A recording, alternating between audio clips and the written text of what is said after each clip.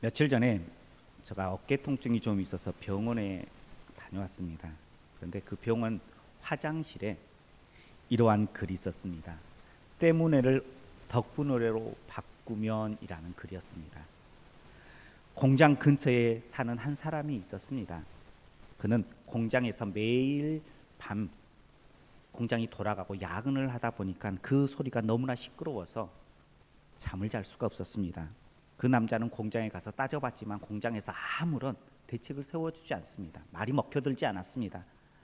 너무나 스트레스를 받아서 이 남자가 상담사와 상담을 합니다. 이 남자가 자신의 이야기들을 다 이야기를 해요. 그때에 이 상담사가 이렇게 이야기합니다. 내일 날이 밝으면 그 회사 주식을 사십시오.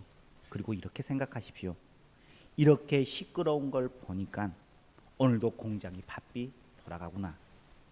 이렇게 시끄럽게 돌아가는 덕분에 곧 주식이 오를 것이고 나는 돈을 벌겠구나 라고 바꾸라는 거예요.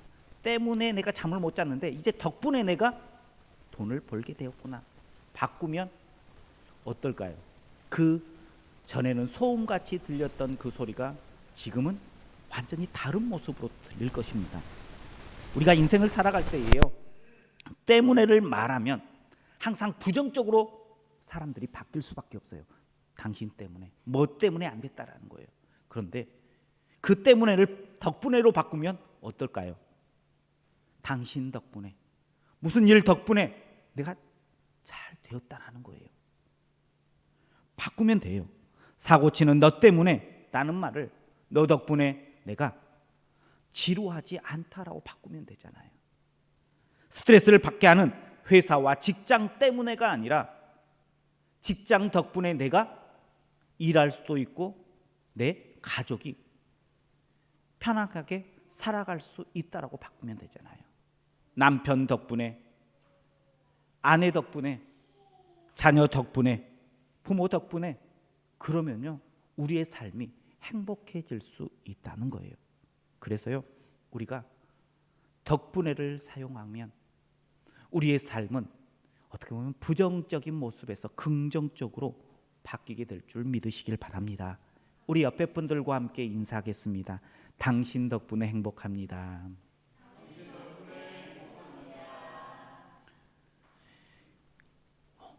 덕분에라고 우리가 고백하는 순간요 우리의 삶이 긍정적으로 바뀌고 상대방과 내가 관계도 회복돼요. 잃어버린 것들이, 많은 것들이 회복되어진다는 거예요. 그래서요 덕분에를 많이 사용하는 우리 성도님들 되시길 주님의 이름으로 축복합니다.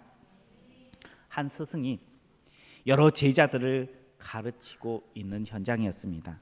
이 스승이 한 번은 칠판에 분필을 가지고 선을 긋습니다. 그리고 제자들에게 미션을 하나 주는데 이 선에 뭘 대지 않고, 선을 대지 않고 이 선을 길게 만들 수 있는 방법을 너희가 연구해 봐라라고 이야기했어요. 그때 아무리 생각해도 손을 대지 않으면 저걸 길게 늘릴 수가 없어요.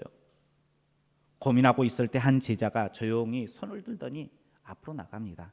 그리고 그 스승이 그어 놓은 선보다 더 짧게 선을 그어요. 그 밑에다가. 그러니까 이 스승이 그어 놓은 선은 만지지 않았는데 보기가 더 길어지게 보였다는 거예요. 우리가 주님 앞에 어떤 모습으로 살아가야 할까? 사순절 기간을 보내고 있어요. 우리는 어떤 모습으로 살아가야 할까를 고민한다면 아마 이 모습이 아닐까요? 예수님께서 선을 딱 그어 놓으면요 우리는 그 밑에다가 어떻게 그어야 돼요? 더 짧은 선을 그어서요 예수님의 선이 길게 보이게 하는 것이 성도로서 사순절을 보내고 있는 우리의 모습이 아닐까라는 생각을 해보았어요. 그런데요 많은 사람들은요 예수님께서 그어놓은 선은 내 눈에 들어와요, 안 들어와요? 내 눈에 안 들어와요. 오로지 내가 그 선에만 관심이 있어요. 내가 어떻게 하면 저 선, 예수님이 그거는 손도 안 보여요. 어떻게 하면 길게 그을 수 있을까? 왜만 관심이 있어서요. 예수님이 중요한 것이 아니라 내가 중요하다는 모습으로 우리는 살아가요. 예수님의 의도, 예수님의 생각, 예수님의 뜻, 그게 중요한 것이 아니라 내 생각, 내 뜻, 내 의도가 더 중요하다고 생각하며 살아가고 있다는 거예요. 성도는요, 하나님을 드러내야 할까요? 아니면 나 자신을 드러내야 될까요? 누구를 드러내야 돼요?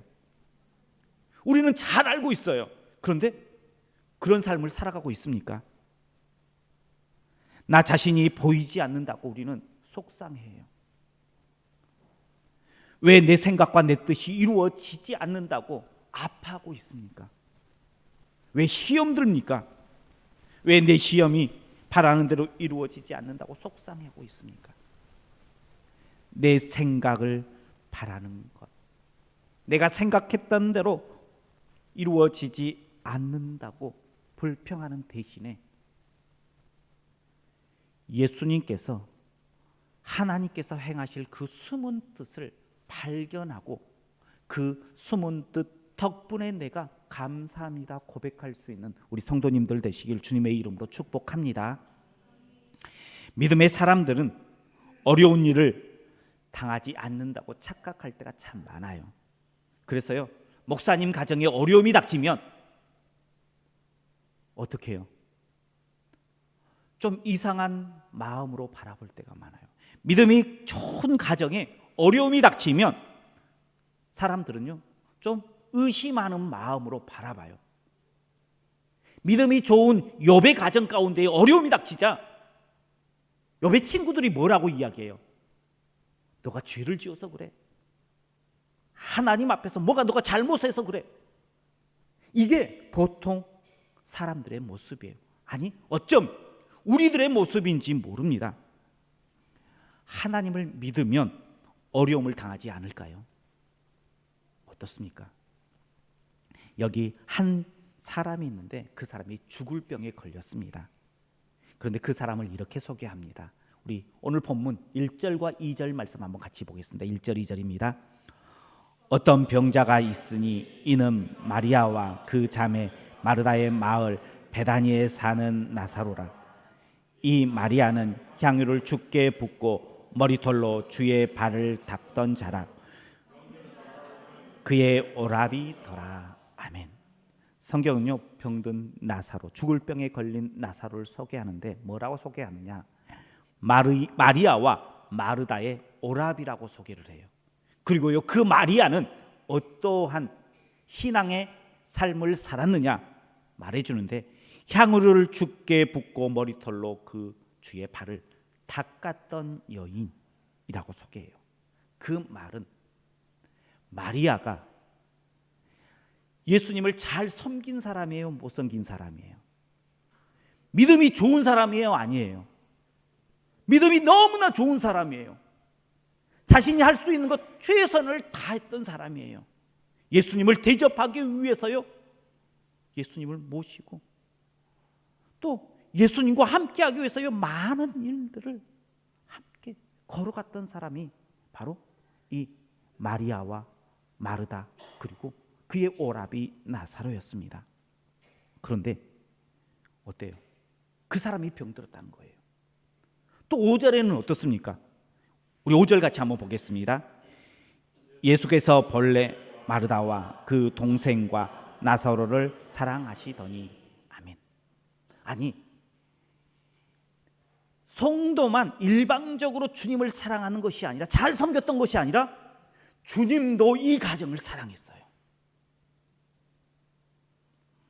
예수님의 사랑을 듬뿍 받고 있는 마르다 그리고 마리아 그리고 그의 오라비 나사로, 예수님도 그 가정을 사랑했던 거예요.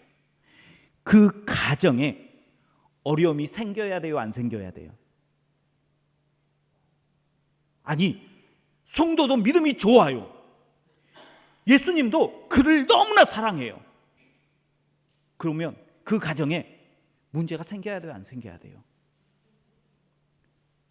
생겼어요? 안 생겼어요? 그러면 생길 수 있다는 거예요? 생기면 안 된다는 거예요? 생길 수 있다는 거예요. 어려운 믿음의 가정 가운데에 어려운 문제가 생길 수 있어요. 믿음이 좋은 나사로, 그 가정에 나사로가 병든 거예요. 죽을 병이 걸렸습니다. 그런데 죽을 병이 걸렸을 때에 이 누이들 마리아와 마르다가 아마 많은 의사들을 불러서 우리 오라비 좀 고쳐달라고 했을 거예요. 마르다와 마리아는 그 지역에 영향력이 있는 사람이었어요. 그런데 의사를 불렀는데 진찰을 받아봤는데 효과가 있습니까? 없습니까? 효과가 없어요. 어쩌면 이 의사들이 찾아와서 진찰을 해보고 이렇게 이야기했을 거예요. 이제 준비해야 될 것 같아요. 마지막을 준비해야 될 것 같아요. 이제 채 며칠 남지 않았어요. 그러니 이제 준비하세요라고 이야기했을 거예요. 열심히 주님을 섬겼는데, 죽을 힘을 다해 주님을 따랐는데 왜 이런 가정 가운데에 어려움이 있게 되는 걸까요? 우리의 생각으로는 이해할 수 없습니다. 왜 하나님께서는 믿음의 가정 가운데에 어려움을 주실까요? 그 숨은 의도는 무엇일까요? 오늘 그 숨은 의도를 함께 나눌 때에 하나님의 음성을 듣고 하나님 앞에 나아가는 우리 성도님들 되시길 주님의 이름으로 축복합니다. 믿음의 사람에게 어려움이 생기는 이유는요, 먼저 하나님의 영광을 위함 때문이에요. 우리 4절 말씀 한번 같이 보겠습니다. 4절입니다. 예수께서 들으시고 이르시되 이 병은 죽을 병이 아니라 하나님의 영광을 위함이요 하나님의 아들이 이로 말미암아 영광을 받게 하려 함이라 하시더라.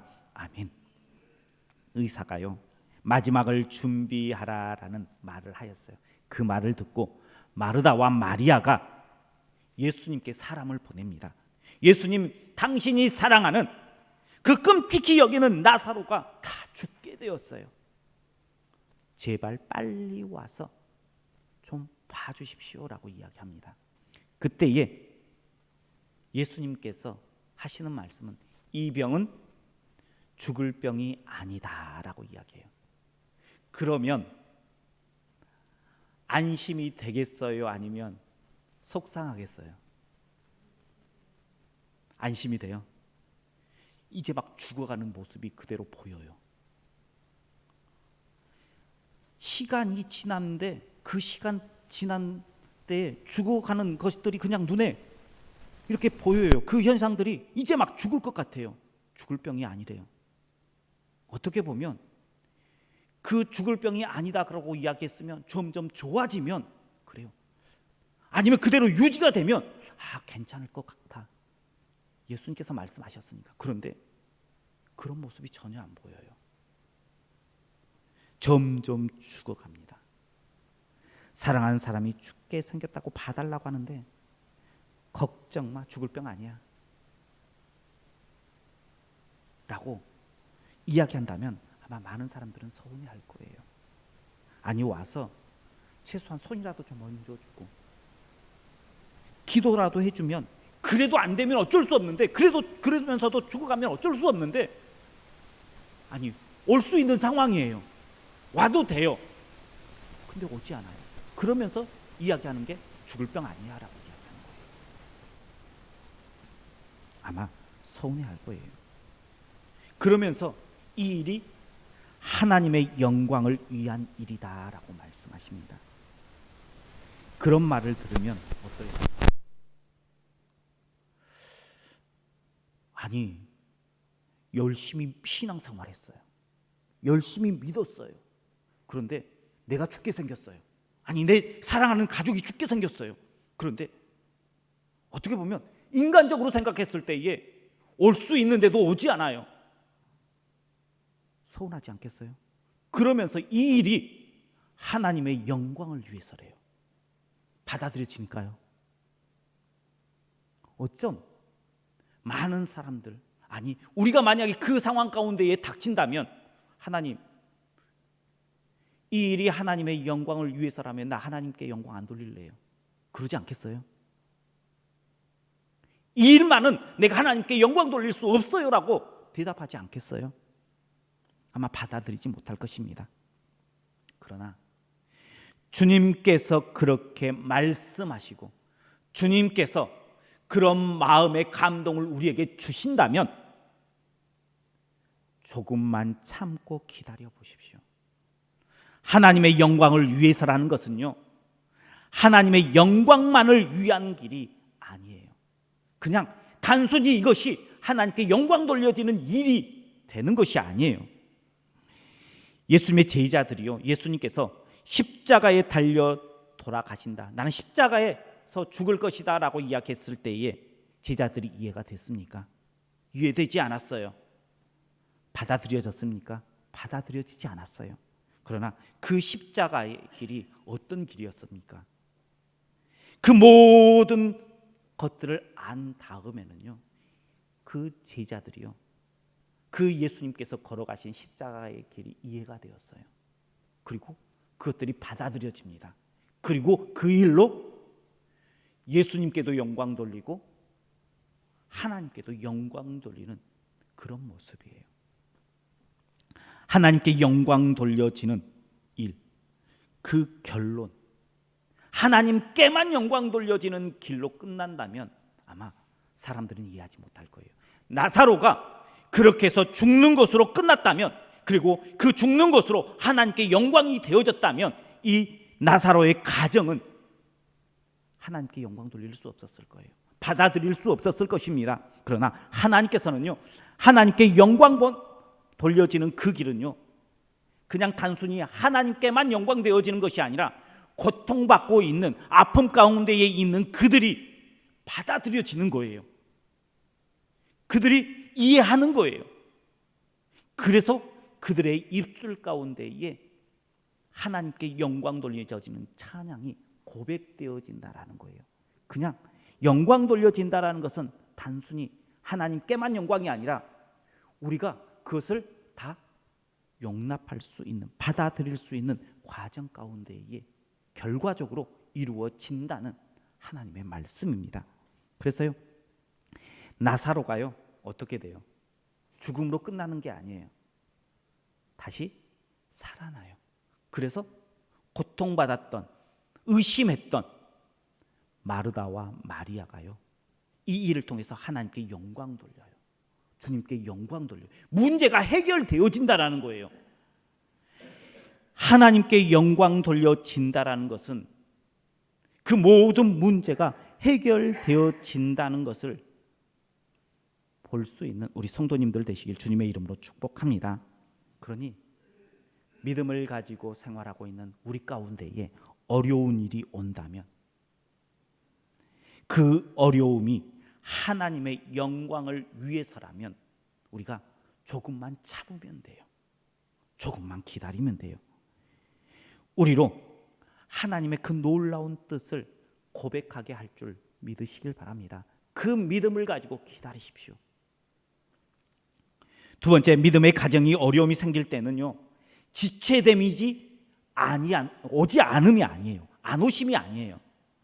나사로가 생사의 갈림길 가운데에 있었습니다. 그때 예수님께서는요, 그곳에서 이틀을 더 보내셨어요.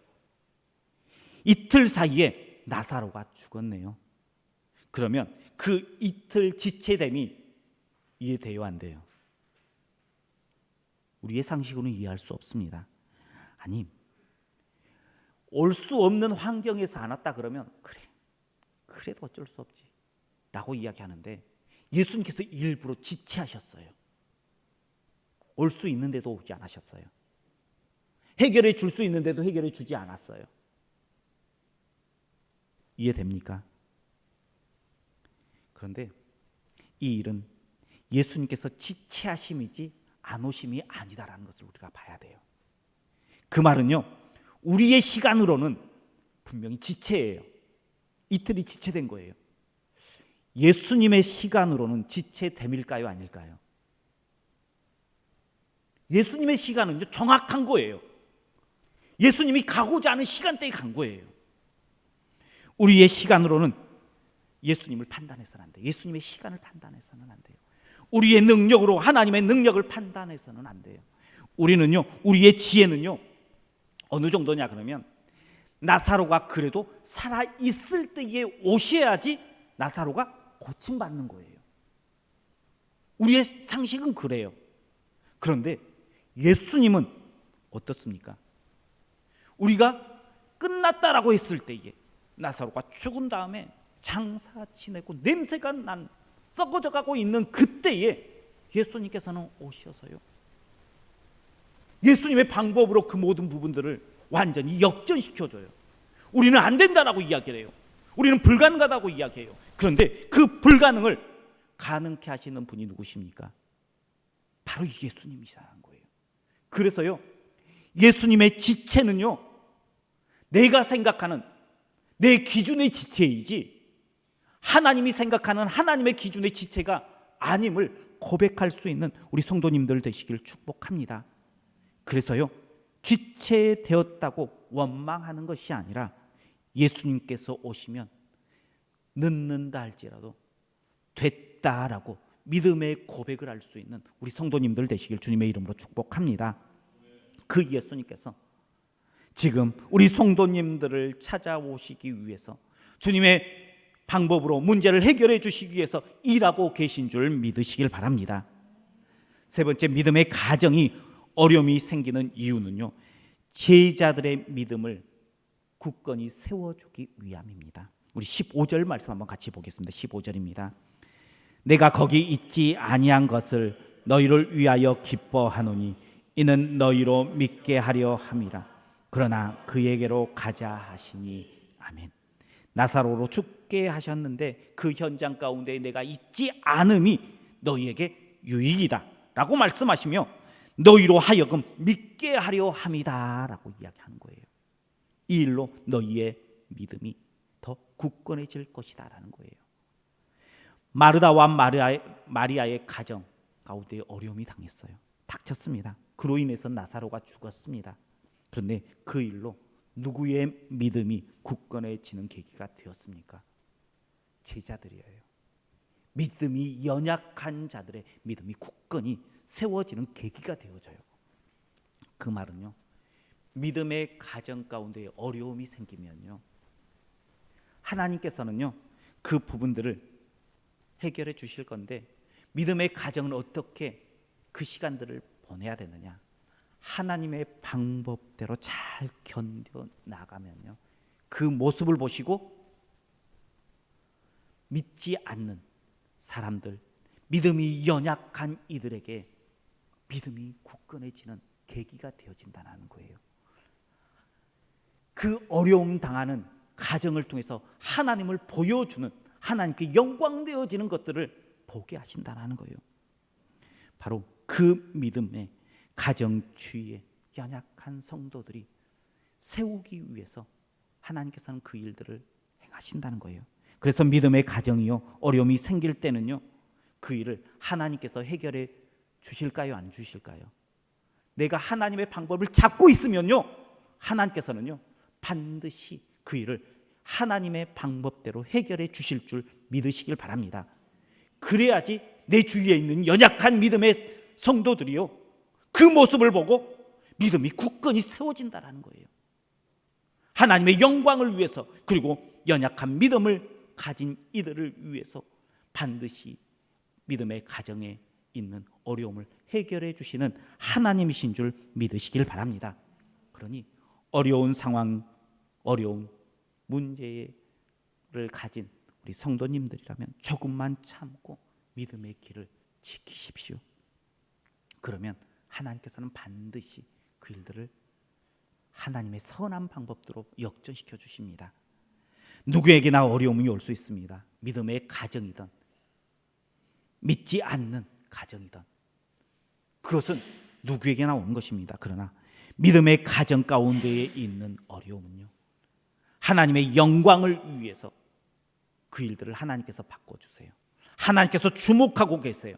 그래서 때가 되면 하나님의 방법대로 하나님께서는 반드시 역전시켜 주시는 하나님이신 줄 믿으시길 바랍니다.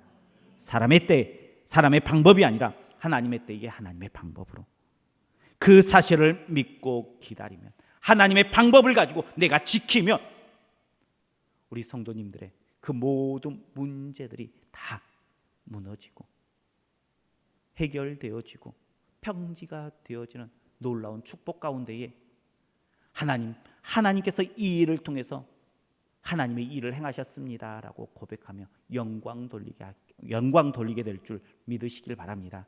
그런 믿음을 갖는 우리 성도님들 되시고 우리 교회가 되시길 주님의 이름으로 축원합니다. 기도하겠습니다. 사랑이 많으신 하나님 감사합니다. 하나님께서 우리를 사랑하십니다. 그 사랑을 온전히 믿고 따라가는 믿음의 자녀들 되게 하여 주옵소서. 어떠한 상황 가운데에서도 내 생각 내 뜻대로가 아니라 하나님의 숨은 의도를 분별하고 그 뜻대로 한 걸음 한 걸음 나아가 하나님께서 모든 상황을 역전시켜 주시는 축복을 누리게 하여 주옵소서. 예수님 이름으로 기도하옵나이다. 아멘.